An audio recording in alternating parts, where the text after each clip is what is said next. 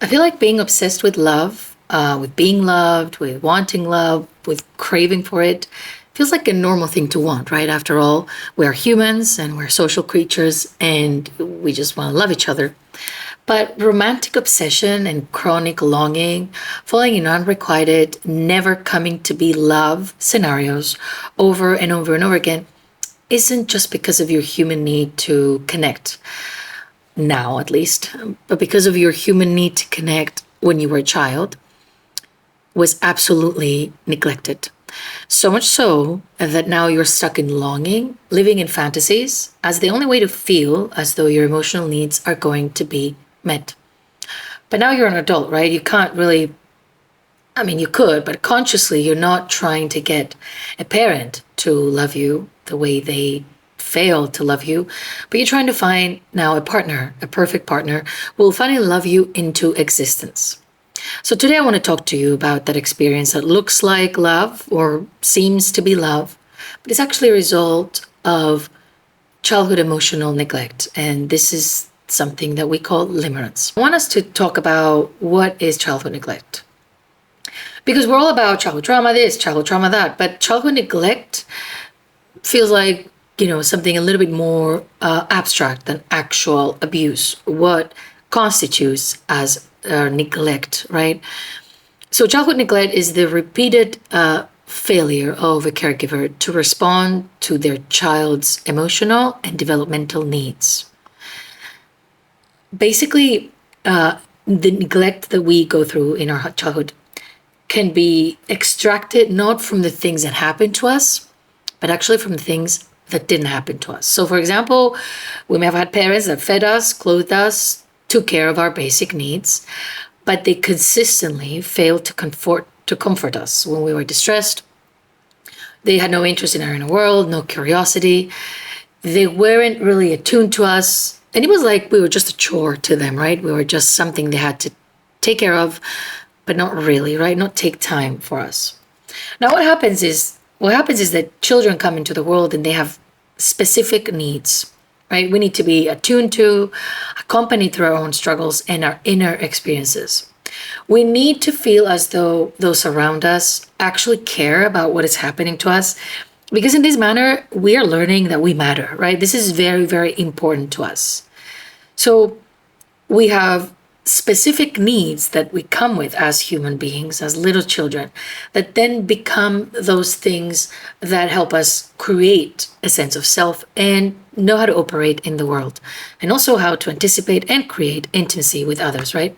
So we need, for example, one of the most important things that we need is secure attachment to an adult.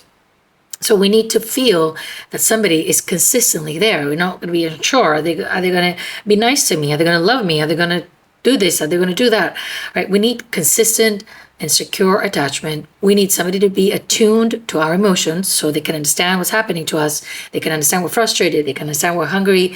They can understand we are sad. They can understand us even when we don't understand ourselves. We need to be comforted and soothed. Basically, we need co-regulation. So when we're struggling, we don't need to be thrown into a corner and figure it out on our own. We need somebody to be with us in those emotions. We need to feel safe and we need to feel accepted, really, basically is what we need. Unconditional acceptance and plenty of support for those first, especially formative years of our lives. But when we're raised by people who not only neglect us, but also abuse us, then those needs that I just mentioned are like, not only they're not met, but on top of that, we're left with a lot of trauma. Now, how does emotional neglect actually happen? Because as I said before, it's not an action of abuse. Usually it's the absence of an action that can help us and support us and make us feel loved. So what happens is these parents that emotionally neglect their children, and possibly your parents being one of them, they ignored or dismissed your emotions. You were called, too sensitive, too dramatic, overreacting. So there was no attunement or understanding or empathy toward what was going on with you. They couldn't comfort you when you were distressed, didn't want to, didn't think it was important to, didn't think you should have been in distress to begin with, right? Maybe they were there physically present, but they were actually struggling with their mental health or with each other, their own drama, or they were too busy to give you attention and space and to actually listen to you talk and listen to you unfold your thoughts and stuff, right?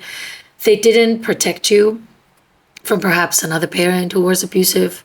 They withheld their affection. They didn't give you enough affection and enough approval, enough sense of like feeling like you're wanted, right? They didn't make you feel like you're wanted. They didn't really express delight or curiosity or genuine interest, right, in who you were as a child. So emotional neglect it's a bit of a silent abuse, actually, because it is not just the absence of care, it is the experiences that we get through these people that may be showing acts of care but are not fulfilling our true needs, right? So which is why in a lot of ways when we speak to parents like that and we express some distress, they'll say, what did you not have? Did I not buy you everything, right? Did you not do that? Didn't I take you to holidays and all that? So to this, I want to bring in the context of people raising kids has been like, that's something we do since the beginning of time. But knowing how to raise them or considering them like they have actual emotional needs is only, sadly and tragically, a new thing. In the years that were like hundreds and hundreds of years ago, nobody thought about the emotional needs of a child. They were just thinking, I gotta keep this kid alive, right? If they were thinking about that.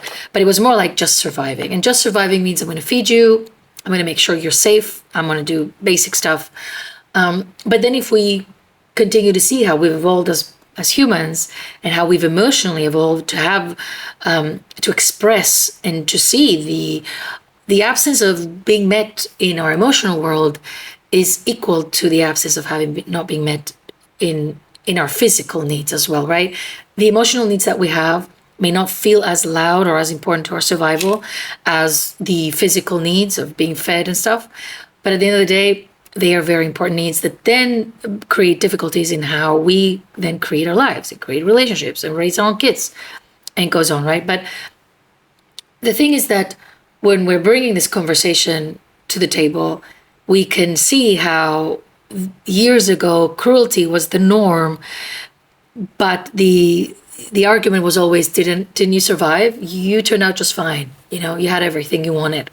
So even to this day, it feels a little strange that we would have requests or even voice the lack of emotional attunement, right? Or the lack of curiosity in our inner world, or lack of understanding and empathy, because those things, although always have been important, didn't always, unfortunately, matter because of the context of people living in sheer survival, because of not knowing, and because of generational trauma being our only teacher as to how to teach kids how to be adults, through abusing them, through how we were taught and doing the same thing. And we're like, they did this to me and I turned out just fine, when basically you didn't. But anyway, so when those needs are met, akin to like thinking about physical starvation, we became emotionally starved ourselves, right? And all of this kind of taught us that we're not important, our needs are too much, something is wrong with us, and that we are fundamentally very alone in life, which is something really painful for a child to go through when they're a kid. So this inner isolation and loneliness and hopelessness of being unloved and not mattering could have been the little seed that then created this in this sort of like expression of fantasy being the thing that will meet our needs. So many of these kids that when we grow up very emotionally neglected and starved, we will resort to our imagination to kind of create scenarios in which maybe years down the line or even in the moment, we're imagining that somebody is coming in and they love us and they choose us, right? And we finally have the appreciation and the acknowledgement. Maybe we were imagining we're famous. Maybe we're imagining a dream wedding or a prince, whatever it is that our environment is sort of giving us as food for imagination. We then create the perfect fantasies of being met because we need to be met. So we create alternate realities in which we are able to sort of take out some sense of being loved, how we matter, that somebody looks at us with awe and adoration, right? And in a lot of cases, obviously, what we're missing is a parental figure to actually be there for us. But as kids, we may not resort to imagining that parental figure and instead create imaginary figures. And as we grow into from little girls, and we just keep growing, we start imagining that this is going to be fulfilled by a partner, a man, or whatever it is that we're attracted to. We are thinking that person will come in and we will finally have our fairy tale type of love, the one we missed out on, and the one that was owed to us. So in a way, we are learning how to exist in relationships that are not real, with people that are barely there and not really real, just like we did with our parents, trying to create a relationship with them when they're not really there for us or with us. We then sort of resort to fantasy, and we do that. And what happens with that is that as we grow, this doesn't tend to stop. We tend to continue to choose people who are either emotionally available or just unavailable to us. Many people in limerence will sort of default to falling in love with strangers or famous people they have no real relationship with. And using whoever those people are, they will imagine scenarios and they will put that person on a pedestal and will create this inner experience with that person that will then mirror a perfect fairy tale, which is reliant on denying reality, on not seeing reality, and on constantly hoping, regardless of what reality may be telling us. If you think about it, this is an incredibly valuable mechanism to survive starvation. And I'm not going to get into all of the things limerence, at least not in this episode, but I want you to know that this chronic recompensation, or trying to allow our brain to fill in gaps that aren't really there, may have been what saved us from our childhood neglect and this starvation and this sheer loneliness and hopelessness. But as we become adults, this ends up being something that will waste our lives, because we will daydream our lives away. We will imagine connection when there's not. We will not be able to be in reality with other people. And even if the people that we kind of think about, would be to come close, it's going to be difficult for us to create a relationship with someone where relationally we are somewhere else. So altogether, limerence comes in as an answer and as a response to deal with starvation and the fact that the people we needed to be there for us were absent, and as a result, we were alone in our emotional world. But at the end of the day, this is the very mechanism that is going to keep us away from actually relating to others, connecting to others, and even forming true intimate relationships with others. Because by doing everything in our imagination and controlling everything in our imagination, we're lacking the skills to create relationships here in the now with people that are going to be flawed. Because that perfect parent we were hoping we would get, unfortunately, wasn't the case for us. But neither is the perfect partner. No matter how good they can be, we're going to be failed. So expecting to be relationally fully and incredibly met is an illusion in itself that will find us very unprepared if we are to actually experience relationship. So today, just as a starting point with this, I want you to think about your own relationship to limerence. And if we don't even have to call it limerence as such for now, but you could just think about, have you been always seeking love that doesn't seem to come back to you? Have you been stuck in chronic longing, right? Have you always been attracted to people that somehow cannot and can never cross that sort of barrier and come to you? Much like the parental barrier that was never really broken and you were never truly fully connected to in a way that felt safe and consistent. Because what it all comes down to is this. If as children we experience safe, secure attachment, attunement, somebody looking at us with love, if we had that experience in its realistic form by our parent, not only we would have felt fulfilled in that aspect, but we would have experienced it firsthand. So as adults, if it was happening, we would be able to see it. But what happens is, since it didn't happen then, we've imagined it to be a certain way. Now we're growing into adults. It's not really happening, but we continue to imagine it.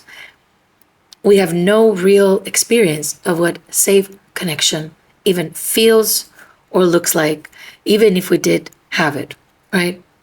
So, talking about emotional neglect and thinking about love and the way love has been portrayed as well doesn't really help, is not so that we can make wanting love something that is not normal. But what isn't normal is living in perpetual longing, is living in our imaginations, is living in our brains, thinking about people who don't really think of us, or at least they're not part of our lives in such a way for us to be consumed by their thought and, sort of living our lives as if we're with them, but we're not. That is what's not normal. That is what's wasting our lives. That is what is keeping us away from creating lives that are fulfilling. So for a starting point, I need you to think your own relationship to romance or love or relationship and see whether you have this pattern of unrequited love, and see whether it has something to do with how you were raised and how those who raised you possibly didn't ever model to you what is it like to have a safe connection to someone, a true connection. What is it like to be in intimacy with someone, right? To be known, to have someone enter your inner world and safely help you navigate experiences, right? Do we know that, right? So for the starting point, I want you to start thinking about that. And I'm going to be creating more videos so that we can break limerence down in smaller pieces. I have more videos on limerence, and I have a whole class actually somewhere here, if it's still on, where I break down everything limerence. But I feel like it really needs to be made in smaller pieces because it is a very important chapter of our lives, our relationships, right?